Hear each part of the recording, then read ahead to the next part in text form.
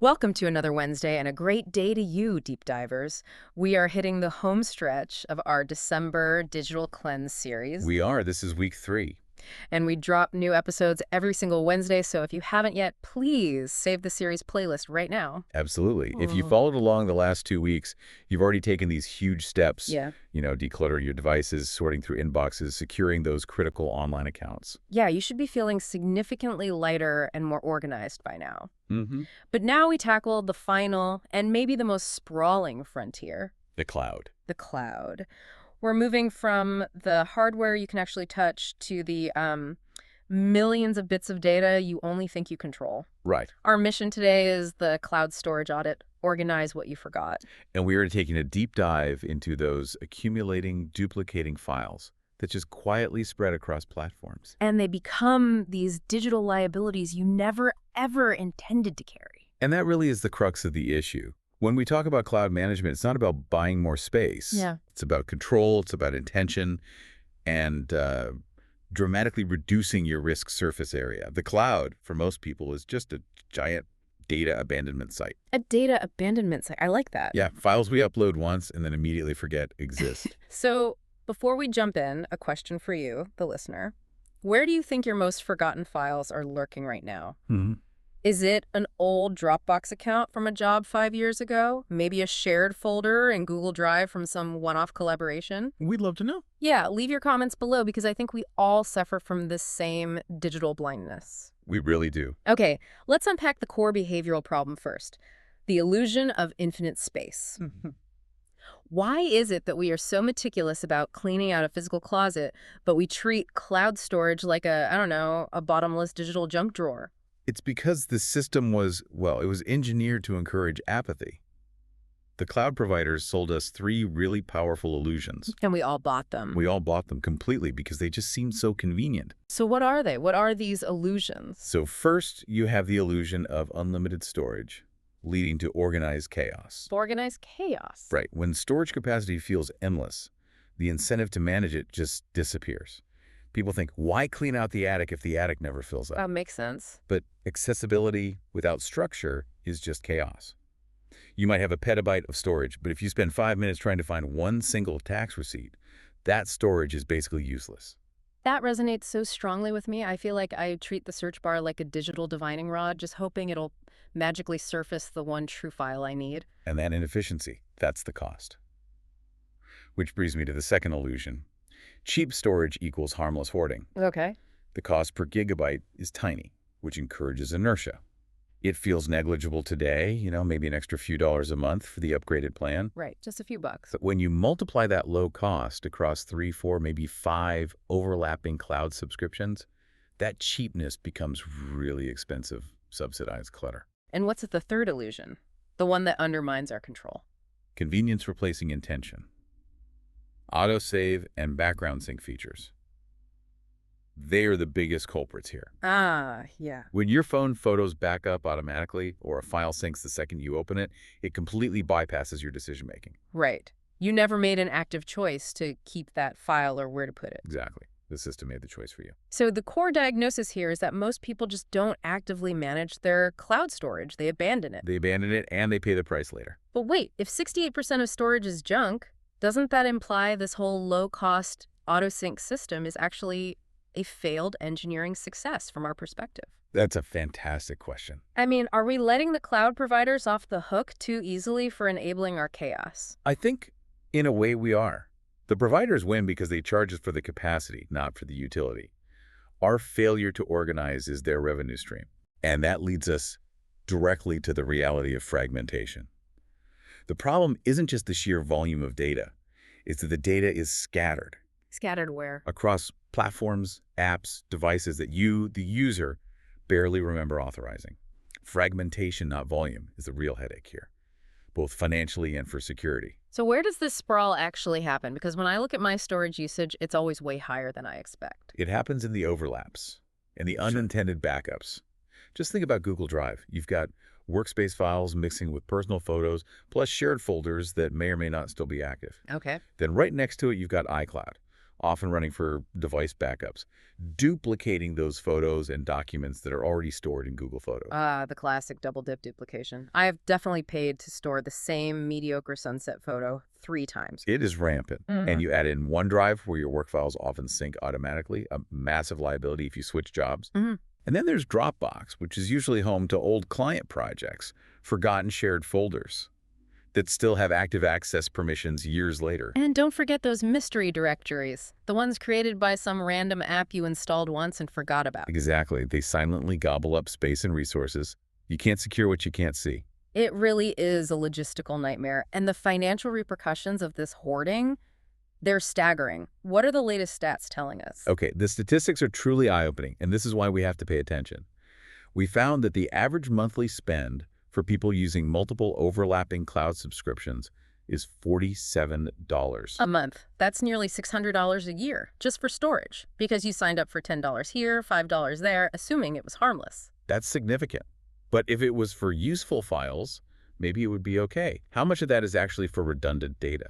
This is the crazy part. The average duplication rate across these fragmented platforms is 3.2 times. You're kidding. You are paying for the same file, on average, more than 3 times over.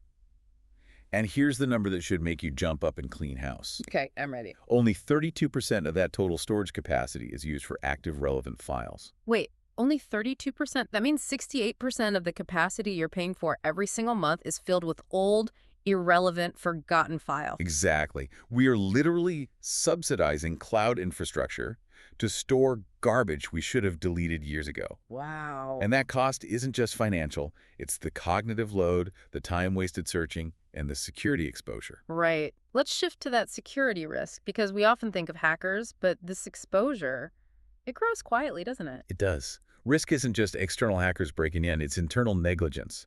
It's you leaving the door wide open with sensitive, unmanaged data. So what are some of those high-risk files that we've all forgotten about? Well, number one, I bet, is old tax documents. Oh, absolutely. These are years of returns containing social security numbers, income details, bank account information, digital gold mines for identity thieves, just sitting in an archive folder you haven't opened since 2017. And so many of us store scanned IDs, passports, driver's licenses as images. Yep.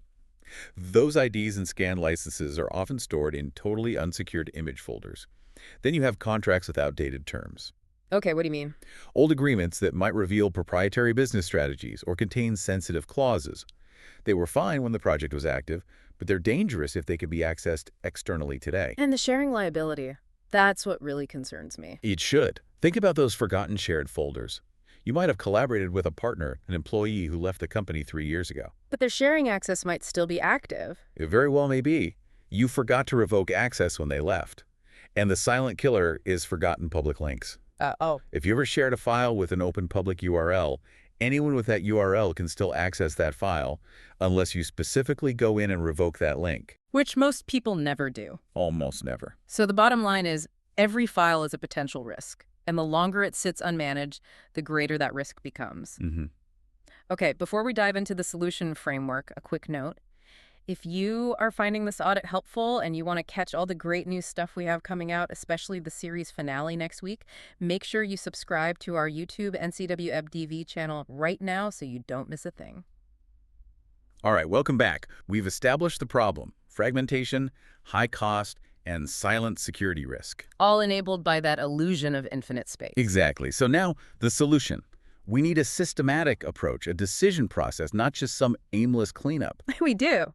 And we call it the Cloud Audit Framework. Let's introduce it. This is a 4-step method that transforms that chaos into actionable clarity. It's about building a digital infrastructure that actually supports you, not suffocates you. Okay, step 1, inventory. This sounds simple, but I imagine it's where most people just give up. It is the foundational step. 01 inventory. List every single platform where you store data. That means your primary accounts like Drive, old trial services like Box, any app-connected storage. Like Notion or Slack backups. Exactly. Document your login credentials, and very importantly, the storage limits for each one.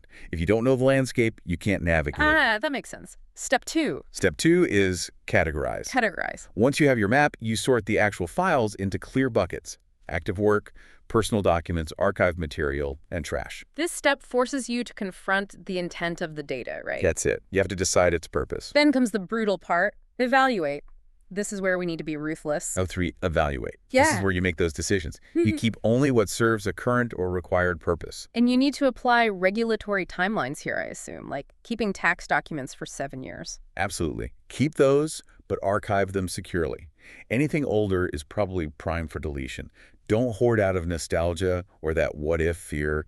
That's a huge hurdle, isn't it? The emotion attached to old work or photos. It is, but you overcome it by focusing on the cost and the risk.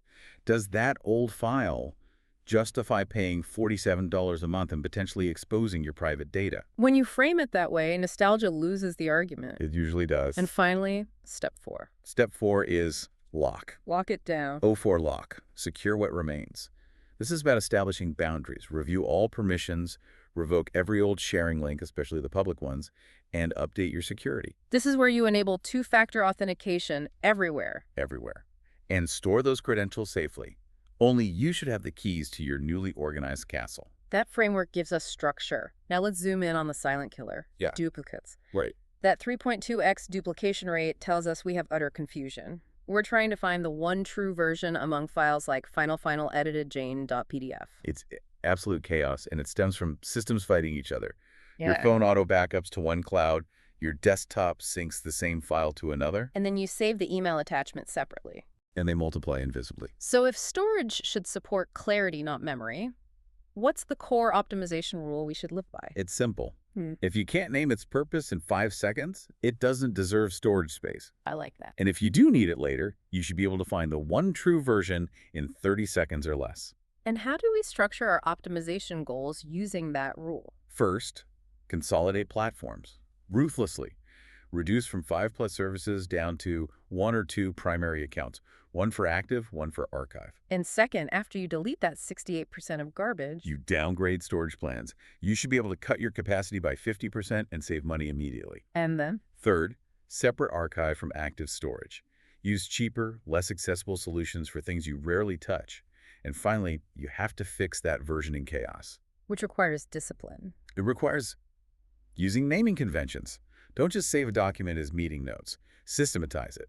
Use dates, projects, version numbers. Like 2024-0315 Project Titan Contract VV 1.2. Exactly. When you look at that file, you know exactly what it is. No ambiguity. Maintenance beats rescue every single time. So how do we set firm boundaries to make sure this sprawl never happens again? Prevention habits are critical. First, quarterly mini audits. Schedule 30 minutes every 3 months. Just check your limits, revoke old permissions. Catching a problem early saves you days of cleanup later. It does. Second, use auto-delete rules on your local systems. Set expiration dates on temporary files and downloads. And what's the most crucial rule for preventing new sprawl from starting? Disable default. Save to cloud. Turn it off. Do not allow automatic syncing to happen by default. Choose explicitly what gets stored where, and only use explicit folders only. Ban folders named miscellaneous or temp. Or the dreaded desktop folder.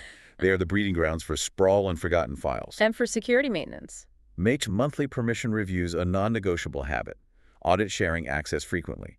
Revoke old collaborators immediately. If the collaboration ends, the access ends. This has been incredibly insightful. I mean, the core benefit of cloud clarity is simple. It reduces cost and security exposure at the same time. Right. Order beats accumulation. Small, systematic habits prevent these massive future cleanups. And that organization dramatically improves productivity because clarity is enabled. If we think back to that statistic, 68% of storage is unused. That presents a major opportunity. For both time and money. Exactly. So I want to pose this question. What financial or time-saving step will you commit to taking this week, based on the fact that 2/3 of the storage you pay for is probably holding on to garbage? A great challenge to end on. If you are ready to tackle this, the pinned comment below has the link to the full Digital Cleanse series playlist, the free weekly quiz to help test your knowledge, and this deep dives resource, the Week 3 Cloud Storage Audit Checklist PDF. Get organized, get secure, and we will see you next Wednesday for the series finale. Next week, we're diving into Week 4, Online Branding Consistency. We will align what the internet says about you across every platform, ensuring your digital presence is intentional and cohesive. You won't want to miss it. Until then, stay curious.